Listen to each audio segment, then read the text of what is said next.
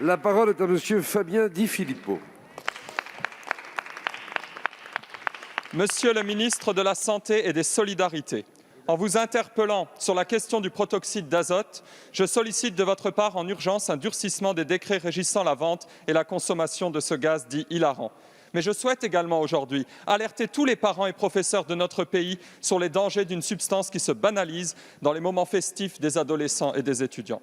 Les témoignages poignants se multiplient de parents qui ignoraient jusqu'à l'existence de ce gaz et n'ont pu empêcher les drames qui se répètent désormais chaque semaine, comme ceux de jeunes de 20 ans à peine qui ne sentent plus leurs mains ou ne peuvent plus bouger leurs pieds et qui disent « Le problème du proto, c'est que tu n'en as jamais assez et que c'est très facile d'accès ».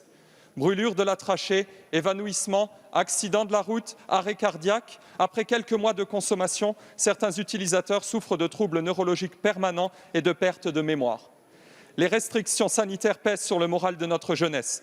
La consommation de gaz hilarant se propage rapidement et la loi du 1er juin dernier n'a pas empêché les achats massifs sur Internet pour un usage détourné, les rodéos motorisés sous son emprise désinhibante, ni la vente de ballons en boîte de nuit ou les livraisons en 1 heure proposées sur les réseaux sociaux. À moins de 30 cents la cartouche sur Internet, cette drogue du pauvre facilite encore plus que le cannabis la dérive d'un jeune vers l'esclavage, de la dépendance ou les drogues dures. Nous devons refuser la société de l'effacement des repères et du nivellement des valeurs qui expose notre jeunesse comme jamais. Nous devons montrer une tolérance zéro face à la moindre drogue qui détruit des vies et des familles.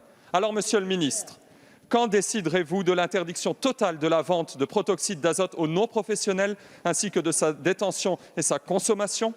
Pourrons-nous bientôt faire de cette consommation une circonstance aggravante en cas d'accident de la route ? Quand seront enfin déployées des campagnes massives de sensibilisation dans les établissements scolaires?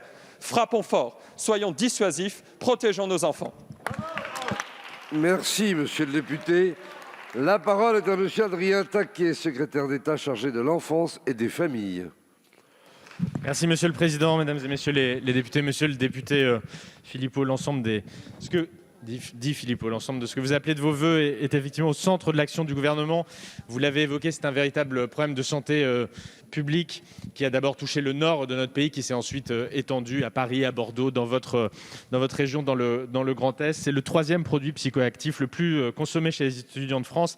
Le gouvernement prend évidemment toute la mesure de ce problème de santé publique avec les parlementaires et je souhaite ici saluer l'action précoce de Valérie Létard, d'une part au Sénat, et de Valérie Six ici à l'Assemblée nationale. Cette loi du 1er janvier 2021 que vous évoquez a permis d'adopter plusieurs mesures très concrètes pour limiter au mieux la consommation de ce protoxyde d'azote pour les plus jeunes, avec un délit d'incitation d'une part d'un mineur à l'usage détourné d'un produit de consommation courante. C'est ça toute la difficulté de cette problématique, vous le savez bien monsieur le député, c'est que le protoxyde d'azote en soi n'est pas illégal, c'est bien l'usage détourné qui pose problème. Aujourd'hui, cette incitation à cet usage détourné pour un mineur est assortie d'une peine de 15 000 € d'amende. Cette loi, elle interdit également la vente de protoxyde d'azote aux mineurs, quel que soit le conditionnement, aux majeurs également dans certains lieux, débits de boissons, tabac, discothèques.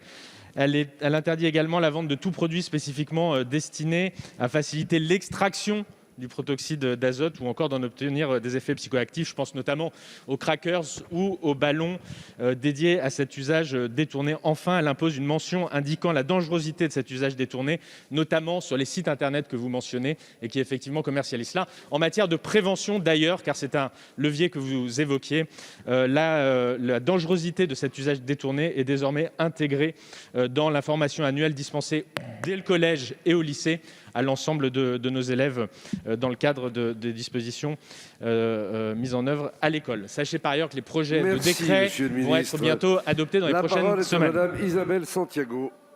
Ah pardon, monsieur. Oui, allez-y, monsieur le député. Il vous reste 2 secondes, je sais que vous savez être bref. Eh bien, j'aurais voulu que vous manifestiez la volonté d'aller plus loin. Ce n'est pas suffisant. Merci, monsieur le député.